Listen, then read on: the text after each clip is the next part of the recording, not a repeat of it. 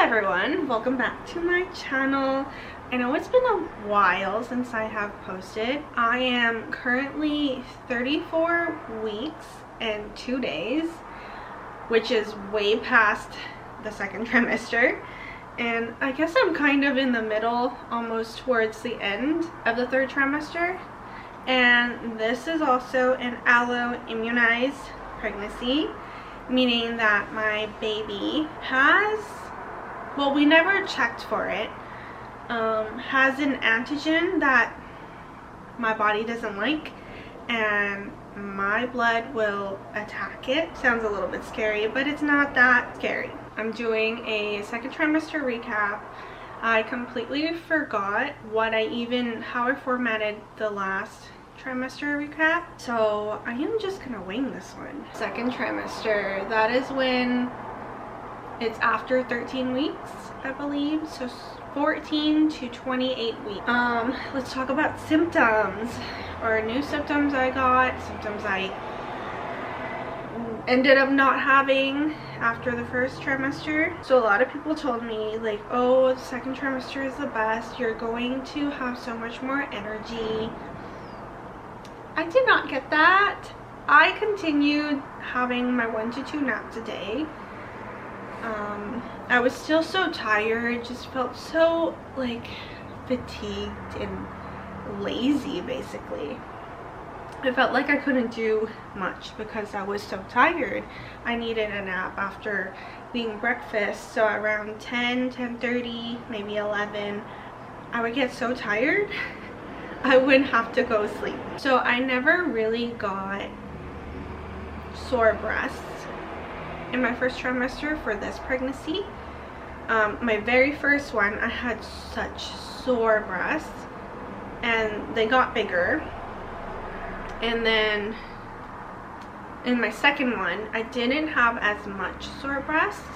Like usually it'll hurt down here, and then it was also up here. But in my second one, it was like not as much, more on the nipples though. And then for this pregnancy, I only had sore nipples. And then practically no more nausea. I don't think I have nausea now either. Like it went away, which was good.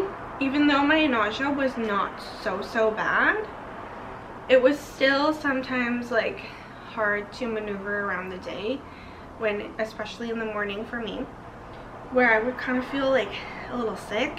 And then no more headaches, and then no more gagging when I brush my teeth now. But I have been getting more and more out of breath. So we have like a little walkway to lead up to our building, and every time I walk up this path and I'm talking, I get so out of breath. I have to stop and take a beat. Another symptom is that I've got such dry nasal cavity and throat after sleeping. It was kind of bad.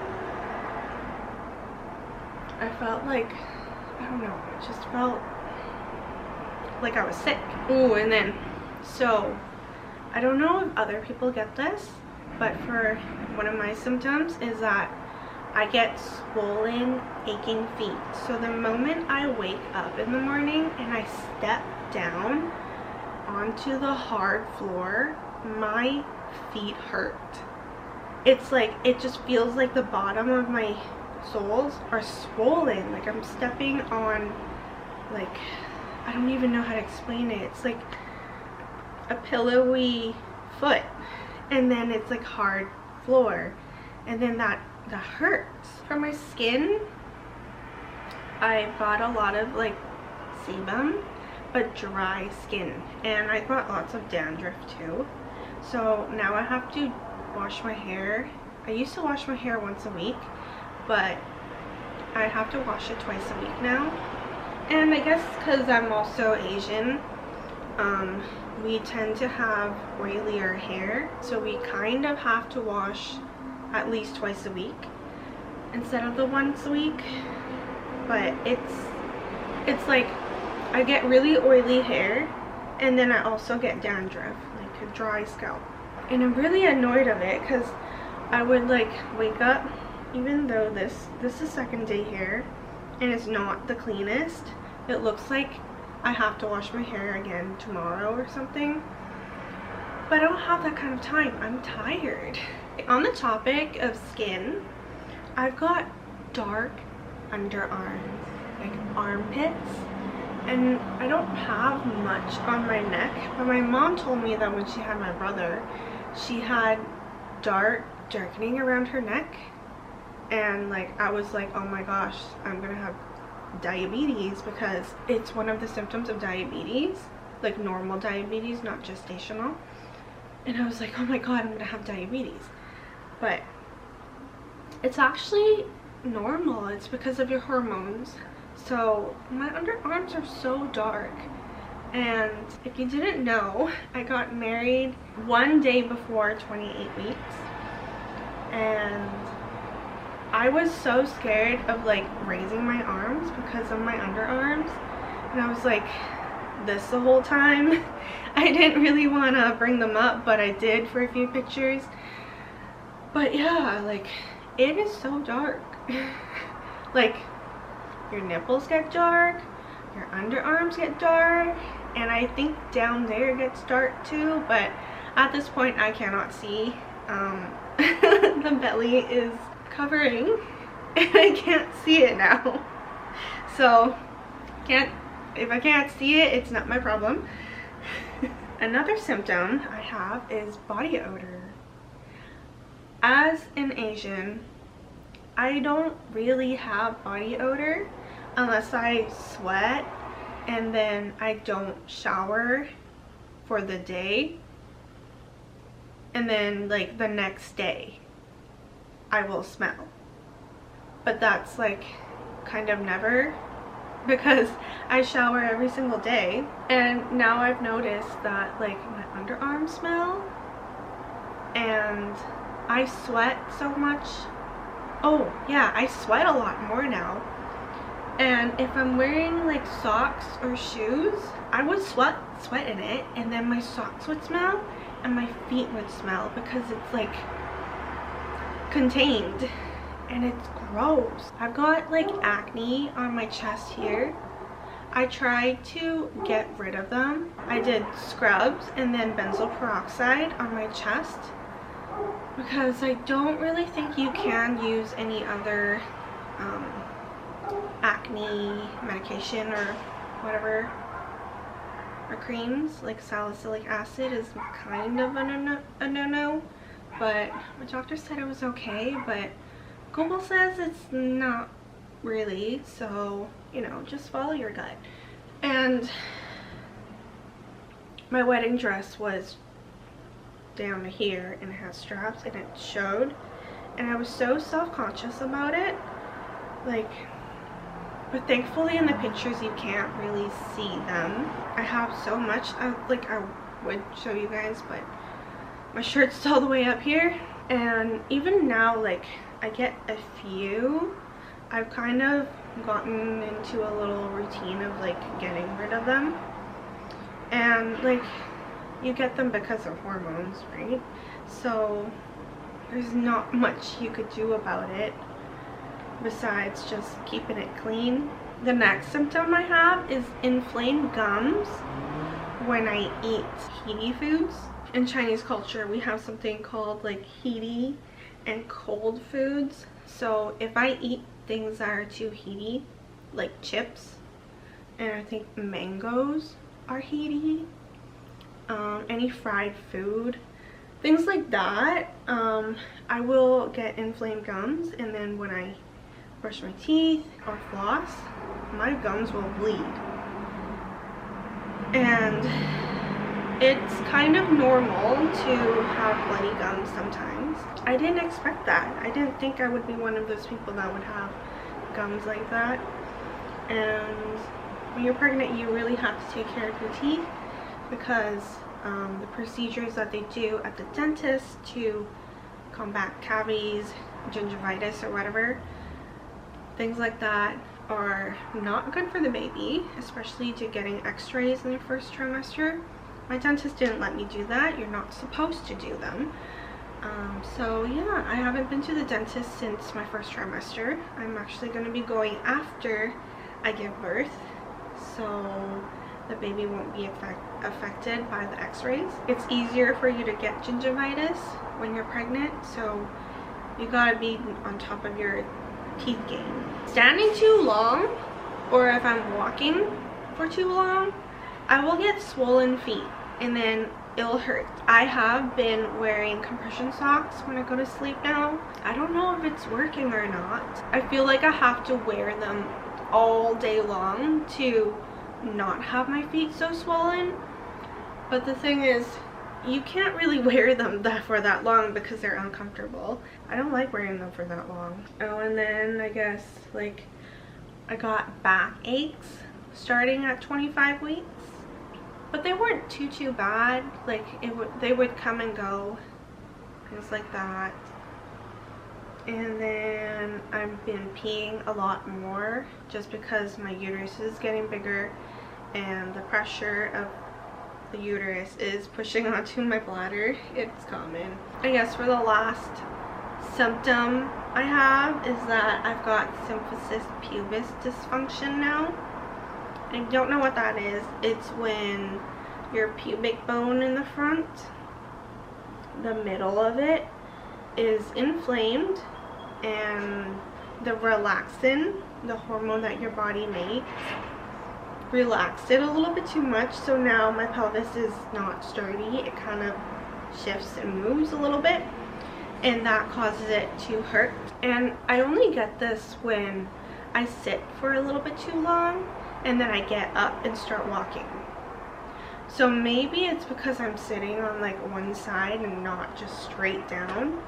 I'm not too sure, but it could be. So to combat this pain, my doctor recommended, let me go get it. My doctor recommended me just to get a hip binder. Looks like this. It's not really to support your belly, but I just got this from Amazon, just like a cheap one on Amazon, and it did help when I felt like it was going to start hurting. So this just holds your hips in, and it's supposed to help with SPD. So, not the cutest, but it works. Kind of uncomfortable if you need to go to the washroom a lot. So yeah, so a hip binder does help with SPD. Also, there are some exercises that will help with it. I think you would have to go to a physio if you if it's really bad. A physiotherapist would be a good choice to go to see if you have it really bad. Cravings. So I've been really liking comfort foods, especially anything with cheese. I've always loved cheese, but like now it's like the ooey gooey cheddar mozzarella cheese. That's kind of the only thing I've been eating. Like I can't have any of the soft cheeses like brie. I don't really have that much soft cheese. I don't know much soft cheese actually. I like the melty, like mac and cheese kind of cheese, like the simple things. And then spicy food. I've been having my Samyang spicy noodles. I really like those, but I try to not have too much of junk food, like the spicy noodles. And then so my husband's mom came, or my mother-in-law came, and she's been making like her immersion dishes, and they kind of all have chili in them. So green chilies, you know, the Thai green chilies, and I've been literally putting that on everything I'm eating. I don't really think that's good for the baby, I don't have heartburn or acid reflux yet, so I could still have spicy food, which I'm okay with. I'm happy with, actually. And then I guess I don't have a whole lot of cravings, but I do crave like beef, especially steak and eggs. I think I've just been seeing it on TikTok and I just want to eat whatever they're eating. But I do have my steak well done, and then my eggs is an exception. Sometimes I do make them a little bit runny, but most of the time I do accidentally just overcook them because I kind of forget that they were on the pan, and then I just have to eat it hard. The things I didn't expect in this second trimester is that I didn't get that energy that everybody was telling me that I was going to get. I was really looking forward to it, and no acid reflux or heartburn yet. And then I've got nasal congestion to the point that I can't really breathe sometimes. I didn't know that would happen, or that's a thing. And then like flaky, just dandruffy scalp. So I guess that is my whole second trimester recap. I feel like there's not a whole lot of things compared to other women's second trimesters. I feel like I've been having a quite an easy pregnancy. That's what I think, but I don't know, like comparing it to other people. But the thing is, each pregnancy is so personal to the women that there's no point of like comparing it to other people, except I guess to see if your symptoms are normal. Anyways, so I will see you guys in the next video. Make sure to subscribe and comment if you have any questions. We could all talk about it. Okay, bye bye.